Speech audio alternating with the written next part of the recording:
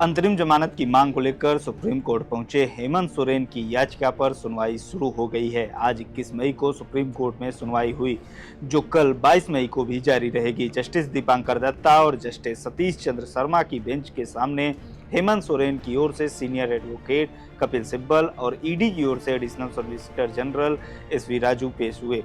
कपिल सिब्बल ने कोर्ट को दिल्ली के मुख्यमंत्री अरविंद केजरीवाल का उदाहरण देते हुए चुनाव प्रचार के लिए अंतरिम जमानत की मांग की, जिसके जवाब में ईडी ने अपना जवाब एफिडेविट दाखिल कर दिया। ईडी ने कहा कि चुनाव प्रचार का अधिकार मौलिक या संवैधानिक अधिकार नहीं है।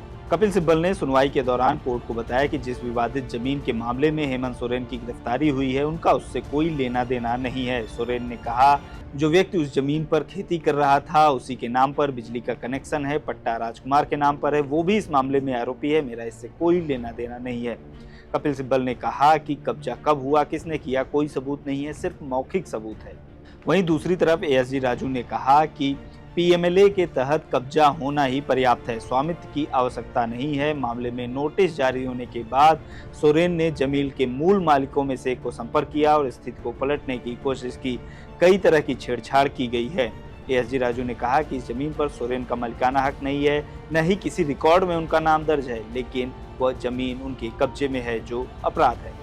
इसके बाद कपिल सिब्बल ने कहा कि हम रेगुलर जमानत नहीं मांग रहे हैं, अंतरिम जमानत मांग रहे हैं। गिरफ्तारी को चुनौती देने वाली याचिका हाईकोर्ट में 2.5 महीने लंबित रही, इसलिए लोकसभा चुनाव में प्रचार के लिए अंतरिम जमानत की मांग की गई है। एएसजी राजू ने कहा कि लोकसभा चुनाव की घोषणा होने के बाद सोरेन को गिरफ्तार नहीं किया गया था, पहले ही गिरफ्तार किया गया था। सोरेन के खिलाफ प्रथम दृष्टया मामला पाए जाने पर ही स्पेशल कोर्ट ने संज्ञान लिया है। अभियोजन पक्ष की शिकायत में उनका नाम था, अरविंद केजरीवाल के मामले में ऐसा नहीं था। दोनों पक्षों की दलीलों को सुनने के बाद जस्टिस दीपांकर दत्ता ने कपिल सिब्बल से पूछा कि क्या गिरफ्तारी को चुनौती देने वाली याचिका तब बरकरार रखी जा सकती है जब स्पेशल कोर्ट ने मामले का संज्ञान ले लिया हो और रेगुलर जमानत अर्जी खारिज हो चुकी हो। जस्टिस दत्ता ने आगे कहा कि मेरिट के आधार पर ये अच्छा केस है, लेकिन हमें इसे अलग नजरिए से देखना पड़ेगा। दोनों पक्षों की दलीलों को सुनने के बाद बेंच ने सुनवाई कल 22 मई को भी जारी रखने का फैसला किया है। यानी 22 मई को ये तय हो सकता है कि हेमंत सोरेन को लोकसभा चुनाव में प्रचार के लिए अंतरिम जमानत मिलेगी या फिर नहीं। आगे इस मसले पर जो भी अपडेट होंगे लोकमत हिंदी आप तक पहुंचाता रहेगा। देखते रहिए लोकमत।